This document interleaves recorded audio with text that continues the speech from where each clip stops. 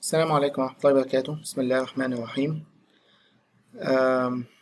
Last time we ended the lecture by talking, or actually the whole lecture was about how to make minimax search efficient, and we discussed alpha beta pruning. But towards the end of the lecture, we also said that alpha beta pruning is good, will make, of course, our search more efficient, but it's not sufficient. So we cannot only use alpha beta pruning to play, for example, a decent game of chess. So today, inshallah, we'll talk about another concept that will make the search in the minimax search tree more efficient. Of course, since the time complexity of the minimax algorithm is exponential, in realistic games, okay, just 1 second. Thanks for reminding me again.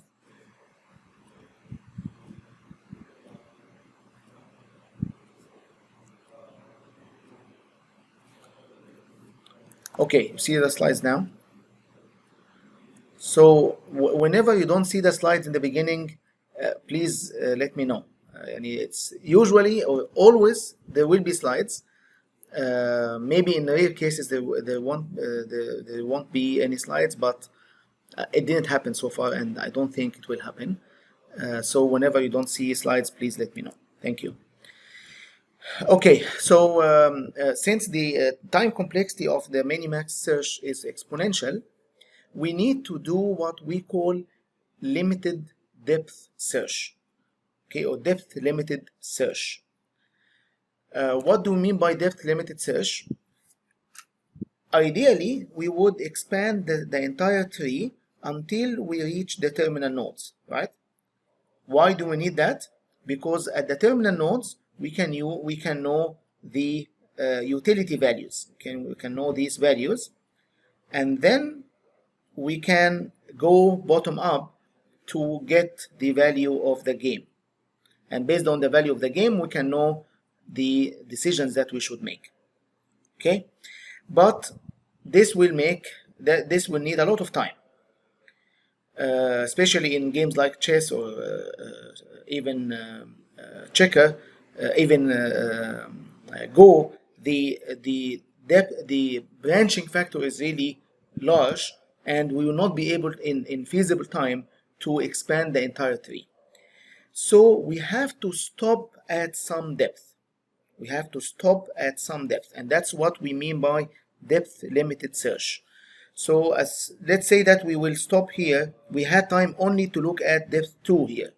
Okay, so we'll assume that the tree will end here, which means that this level now become the terminal nodes. Type. These are not actually terminal nodes, so we don't know the utility of these values of these nodes. Okay. So yeah, I did already. Don't worry. So since these are not terminal nodes, so we don't know the utility value for these nodes. So instead, we will use what we call evaluation function to give us an approximation of the utility at any of these terminal nodes. Now, they became terminal nodes, but actually they are non-terminal nodes. Okay, so the evaluation function is used for the non-terminal positions where at the lowest, at the deepest level, where we will stop at. Okay, so we'll not be able to go deep to the bottom of the tree. We'll have to stop at some point. When we stop at that level, we need to compute here the evaluation function at these nodes to give us an approximation of the utility at that nodes. Now, once we get the approximated value at that node, what should we do? We should go bottom up as usual. We should assume that this is now the end of the tree, the bottom of the tree, and we go up to make decisions, to compute the minimax value and thus make decisions. Okay, so this is what we mean by depth limited search. How this will be will help us? Of course, it will help us because we don't need to expand the entire tree. So this part of the tree now will not be expanded, will not be considered at all, and of course that will save us a lot of time. But of course there is a side effect, right? And as we will see inshallah later this lecture. Faisal.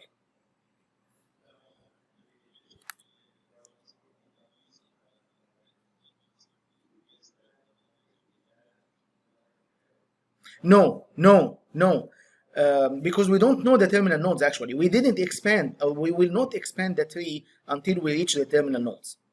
Okay, so these values are not exact. And if we expanded the entire tree, we would have computed the exact minimax value for these nodes, right? Bottom up, as we did before. But because we will stop at that level, we will not look at all of these nodes. We will have to do some approximations here. These approximations will not depend on the values here, of course, because we don't know them. Okay, we will have to come up with an evaluation function that will indicate how good the state is at these nodes. Remember when we did the A star, we used heuristics, right? And the heuristics gave us some indication of how close we are to the goal, right? And I think you saw that in the project, hopefully. Here, this is similar concept. We used heuristics there because we will not be able to really explore the entire search tree, or we need to get some indication of how good we are now. Okay, because if we know how good we are, we can at many states we can choose among these states the best we can. Okay, here similar concept. We don't need to expand the entire tree, so instead we will get some approximations. We will compute some approximations here, hoping that these approximations will be good enough for us to make good decisions at the root. Okay, and that's always the goal that we need to make. We need to decide what should be the next move or what should be the next decision. Is that clear now, Faisal? Okay, well.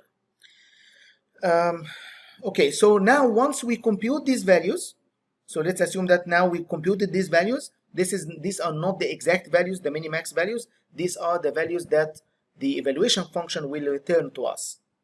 Okay.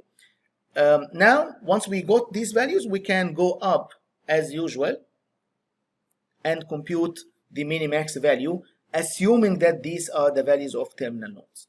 So we go bottom up and compute minimax, and then we make decisions based on that. For example, if we assume that we have 100 seconds to make a move, and we explore 10,000 nodes per second in the tree. So that means that we can, in 100 seconds, we can access, or we can explore this number times 100, which means we can explore actually 1 million nodes per move in 100 seconds.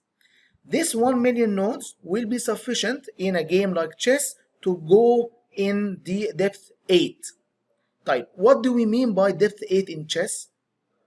This is 4 movements from my side and 4 movements from the opponent. Okay, so imagine that while you are playing chess, usually we as humans, we think maybe in depth maybe 1 or 2. What should I do next movement? What's the best for me? And if I do this, what the opponent will do. Okay, now instead of just 1 move from my side and 1 move from the other side, we'll think about 4 moves from my side and 4 moves from the other side. Okay, alternating, of course. So that will give us a good view of the future. Okay, and based on that we can make decisions. Of course, alpha beta pruning can of course work on that. Okay, so based on that we can actually, based on alpha beta pruning, on the 1 million nodes per move if we have 100 seconds to do movement. 100 seconds means less than 2 minutes. Okay, so if this is the budget, if this is the time that we are allowed to make a movement in or during that time, then using alpha beta pruning, we can go to depth 8, which will allow us to play a decent chess game. It won't be as bad as we sometimes play chess. But the side effect of that is that now we cannot guarantee that we are making optimal decisions, because we don't see.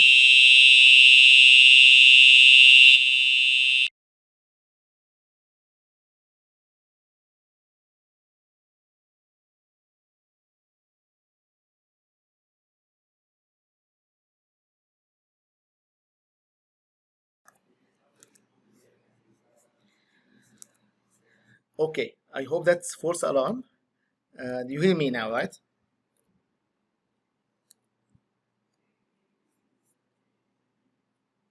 Okay. So back to normal. Okay, so I was saying that this is the use of evaluation functions will now break our optimality.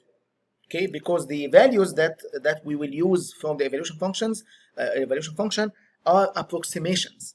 Okay, they are not exact. Okay, so we might not make optimal, of course, decisions. So that's a side effect of using evaluation functions or using depth limited search. But for sure that the more depth we do, the better decisions we can make. Okay, which is what we are writing here. More depth makes a big difference. Big difference in what? In making better decisions, of course.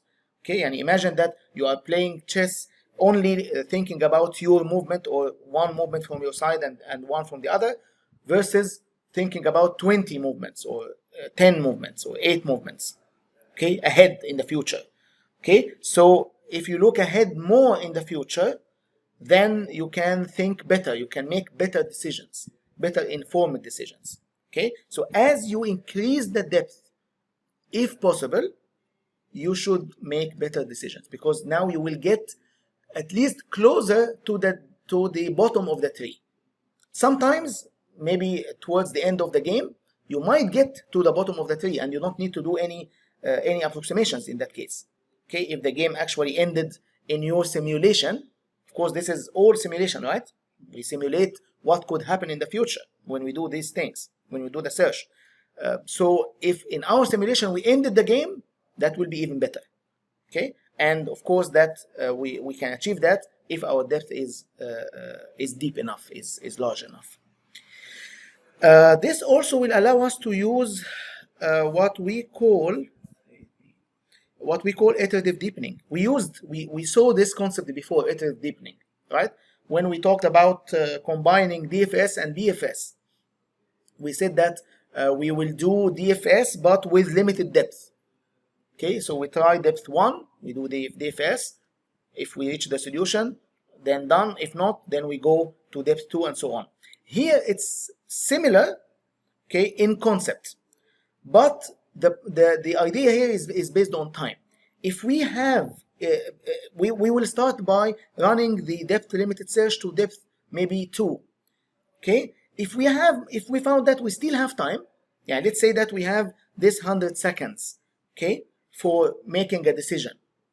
If we try depth 2 and we still have time, then maybe you can try depth 3. If we still have time, try depth 4. If we still have time, try depth 5. If we ran out of time, then khalas, we will make a decision based on what we have now. Okay? That's all based on the idea that, of course, looking ahead in the future, deeper in the future, is better than being short-sighted. Okay? If you only think about 1 or 2 steps, that's not as good as thinking 10 steps ahead. Okay, any question about this?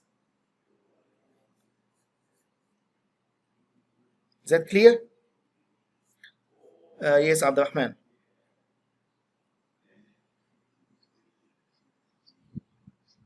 Hmm. Mm-hmm.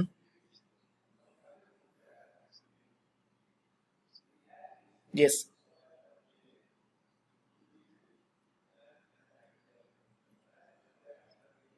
Yes.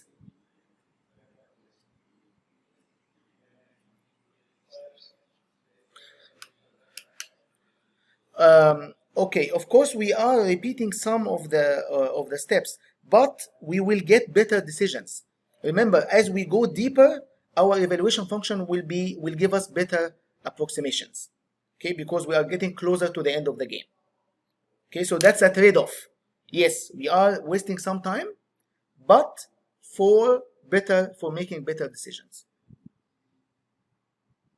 Is it clear now? اوكي يعني تاخدني على قد عالي يعني يا عبد الرحمن ولا ايه؟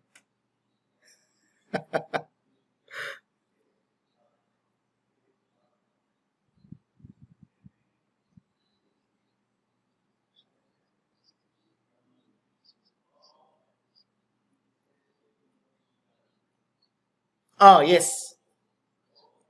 Very good. Yes, yes, sure, sure. If you have this, yes, that will be better. And if you can know from the beginning that given 100 seconds you can go depth 8, yes, of course, you should go depth 8 from the beginning. But if you don't know that, that's not always easy to know in advance. Okay? So if that's the case, then iterative deepening will not be a bad choice. Okay? And don't forget that you are already given that time. يعني يعني taking the whole time will be exactly like taking half of that time. You will not win anything if you, unless this is the rule of the game. يعني here we are assuming that you are given that time. Making a decision any time during that period will be the same. I mean, will be the same in terms of the playing the game, يعني in terms of the rules. Okay, so you better use this time wisely so that you can make better decisions. Okay, Yusuf, you had a question. I hope that I answered. وعليكم السلام ورحمة الله وبركاته. We'll, yes, yes, we'll talk about it. Yes. Okay. Any other questions?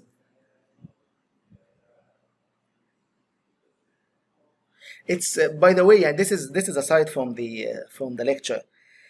I really miss seeing you in the class. Uh, the fact that I'm now teaching to my laptop, not seeing anyone, is really, really hard for me because I don't really see you. I don't see whether you actually understand what I'm saying or not, whether you are paying attention or not. It's really hard from my side, and I'm sure also it's hard from your side. I hope that inshallah this semester will be the last semester where we have to do this online thing. Okay. Yes, it's really like teaching the wall, talking to the wall. Okay. Back to the lecture.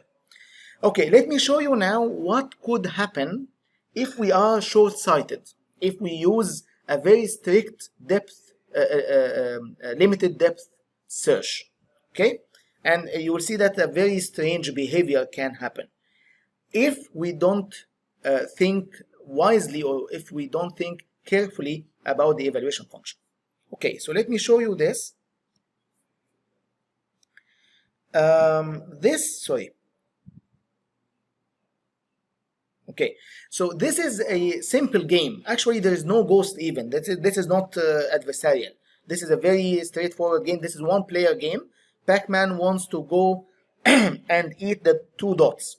Okay, so this is in principle very easy. But let's see what Pac-Man will do if we limited its search behavior.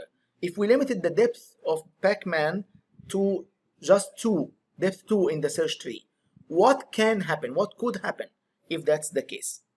So let's and here the evaluation function is the score of Pac-Man. So the score that I get at depth 2, remember the evaluation function will be used for the non-terminal nodes at depth 2 now, so that we don't expand beyond that.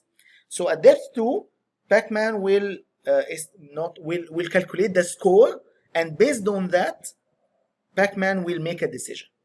Okay. So let's see what will happen here.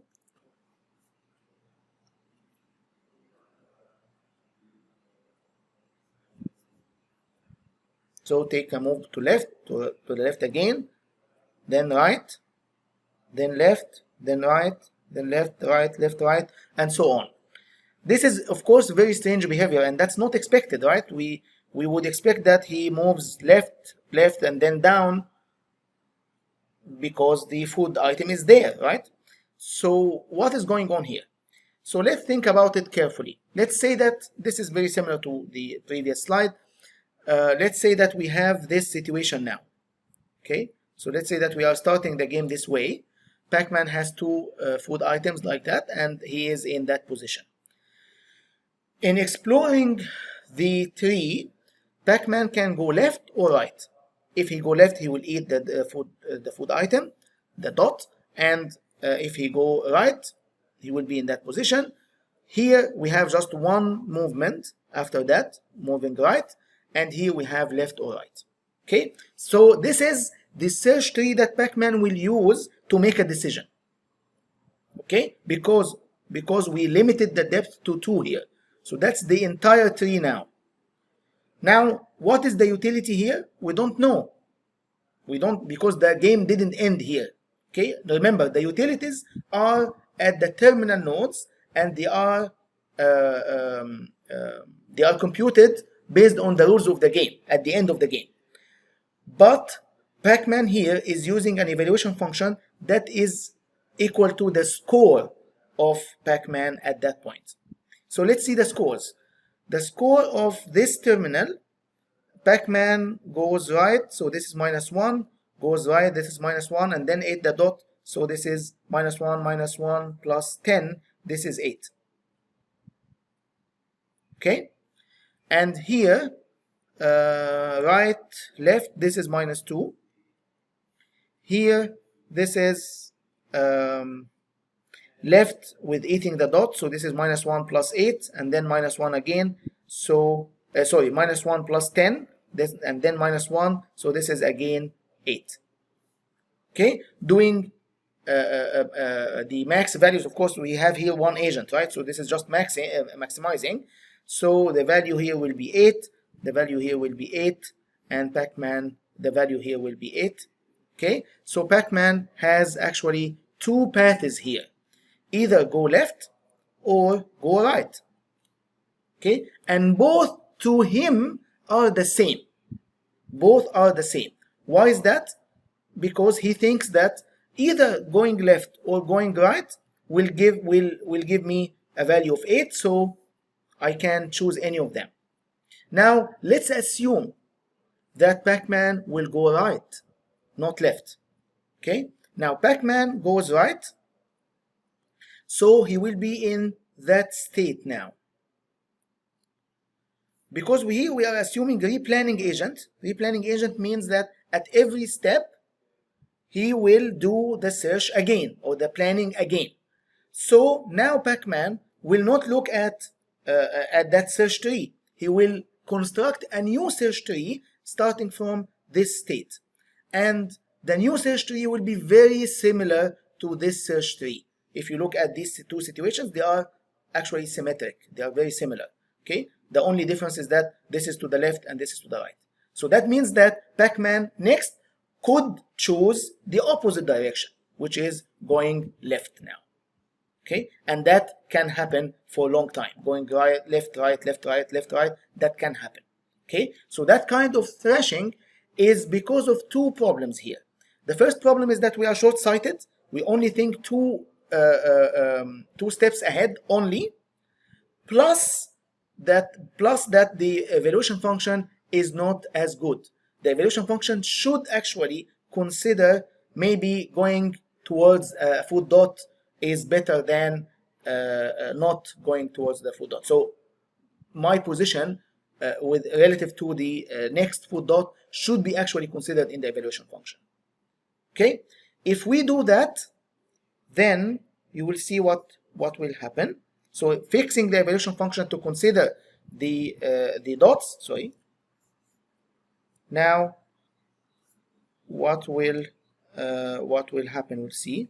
Okay, so moved left, then down, okay, because he saw that the evaluation function will give him better value when he is closer to the full dot. Okay, so he went through that direction. In the previous situation, the being closer or further from the full dot is not part of the evaluation function, and thus both directions were the same to him because he was short-sighted also. Any questions about that? Yes, Mahmoud?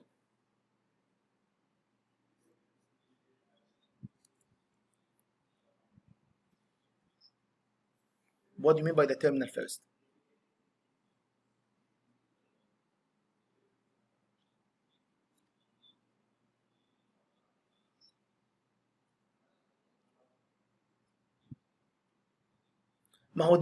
That's the problem. We have both here 8 and 8.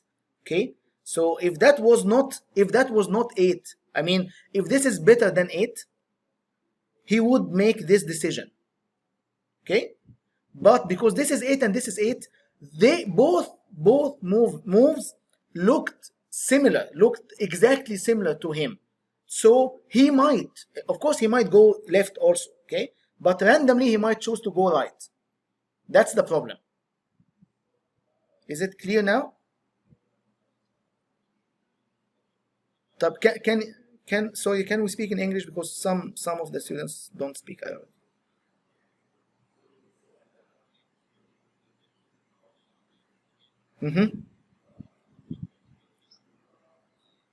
Oh, no. Okay.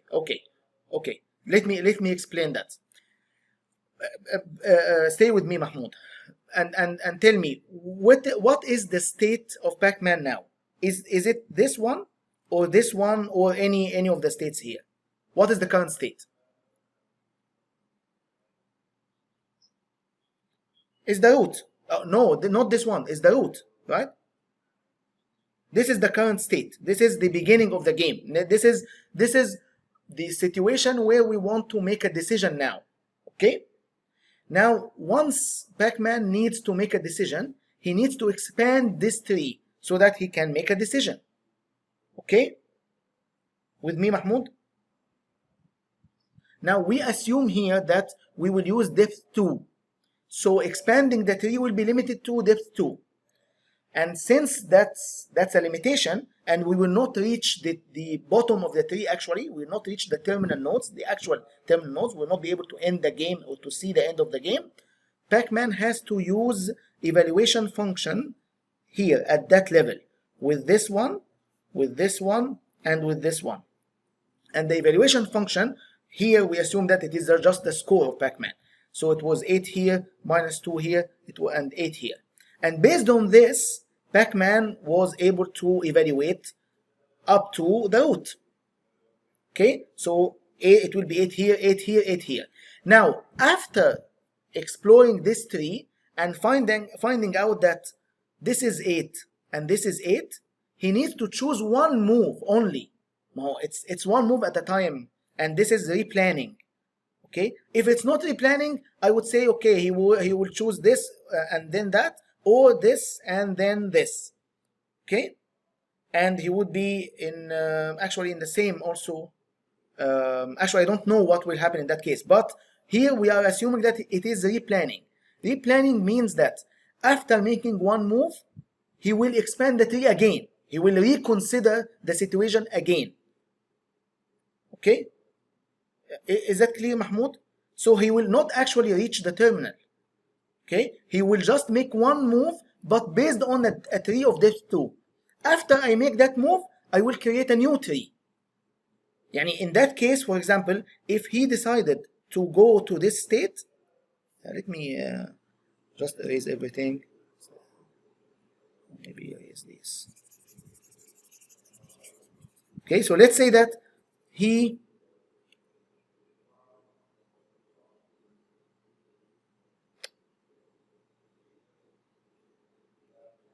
let's say that he moved, so that was 8 and that was 8.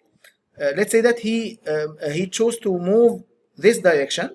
Okay, now this will be the new root of the tree, this one, and he needs to construct a tree of depth 2 starting from that state. Okay, is it clear now, Mahmoud, or you still have a question?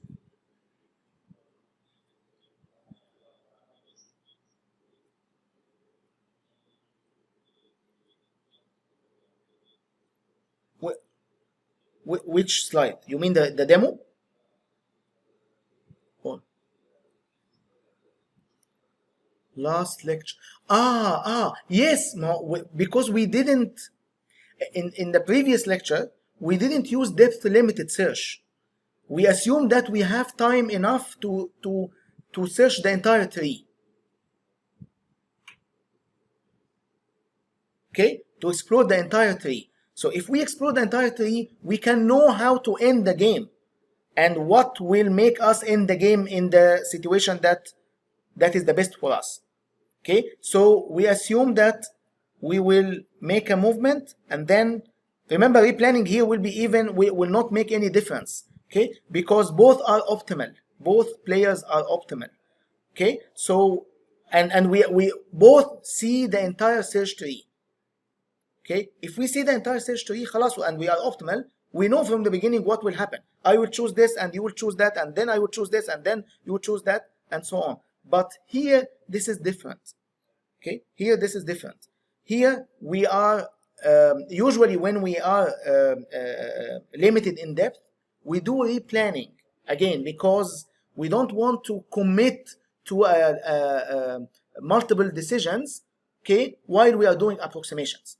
So we need to do replanning here. Every movement we reconstruct a new tree, because now we are in a different situation. Maybe we can make a different decision. Okay, so here the assumption is different. We are using depth limited search. We are doing replanning. Every movement we explore the tree, we expand the tree to make just one move. And that's generally the case, but it happened that when we have the entire tree, that we know everything from the beginning. But here we don't. Okay, here because we are doing approximations at the terminal nodes, okay, or at the maximum depth. Okay, so we have to do replanning in this case. Is it clear now, Mahmoud? I hope. Okay, you're welcome. I think, did you have any other questions? I thought I saw others raising hands. I don't know now if they still have questions. Do you have questions still? Okay, so let's move on. Now let's talk about evaluation functions. I know that we still have time for the quiz. Let's talk about evaluation functions now. Let me talk about evaluation functions in general. So evaluation functions in general score non-terminals in depth limited search. Okay. Ideally, of course, it should return the actual minimax value. That's the ideal. But of course, we don't know the actual value. We have to do some approximations. Okay. So in practice, an evaluation function in general is typically a weighted sum of features. Okay. What do you mean by features? Let's take a concrete example here. Let's say that we are playing chess. Okay. I hope that most of us, if not all, are familiar with chess already. So we have different pieces, and different pieces can do different moves. We have different number of pieces, and so on. So one way of thinking about the evaluation function is to compute a feature for each type of piece. Okay, so for example, queens. Okay, so the one way of thinking about it is that if I have more pieces of a specific type, I am better for that type. And if I have more queens in my army than your army, then I'm better in terms of queens. Okay, so one way of thinking about it, or one way of devising the evaluation function here, is the number of white queens minus the number of black queens, assuming that I am playing with the white army here. Okay, so that number If it's high, that means that I'm better in terms of the queens than my enemy, than my opponent. Okay, so this is one feature. Now I can have another feature for elephants, for example, okay, or for soldiers. So there will be one feature in chess for every type of the pieces in the army. And every feature will have a weight. That weight will indicate how important that feature is. So for chess, for example, queens are, I think, the most important piece. Okay, so they should have a higher weight than, for example, elephants or than soldiers. Okay, so I can say, for example, the weight of a queen is double the weight of an elephant, and the weight of the elephant is double the weight of the soldier. So I can assign weight of 2 to the features of the queens, and weight of 1 to the features of the elephants, and maybe weight of half for the features of the soldiers, and sum all of that. Now this value is like an approximated value of how good the situation is for me. If that number is really high, that means that my army is much better than the army of the opponent, which will give me some indication of the situation on the board. Okay, of course it ignores the positions, and the positions, of course, in chess are very important, but we cannot consider everything, right? This is just like a heuristic function in A star.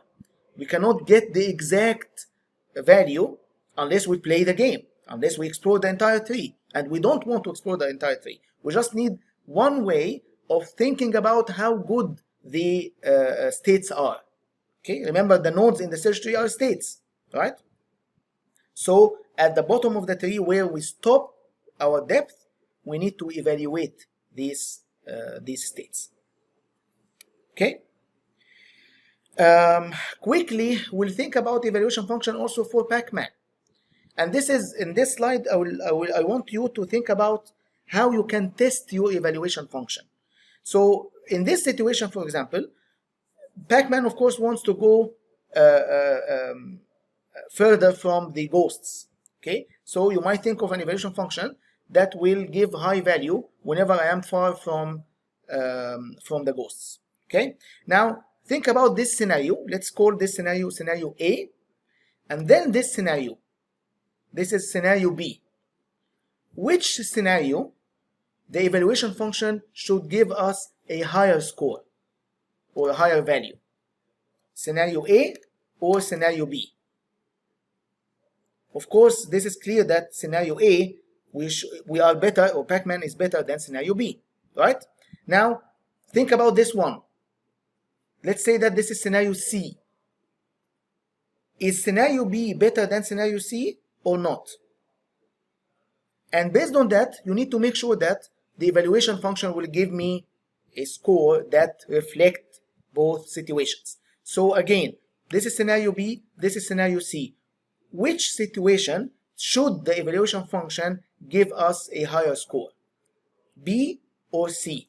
What do you think? Any thoughts? Yusuf?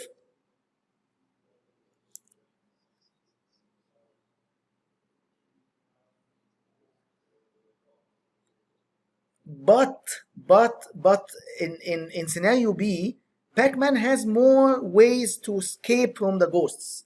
Here, he's at the corner. Okay, so you might think that this situation is worse than the previous situation. Okay, because he's limited now in movements.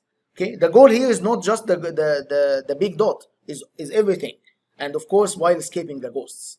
Okay, so you might think that the evaluation function here for that situation should give us a lower score. Okay.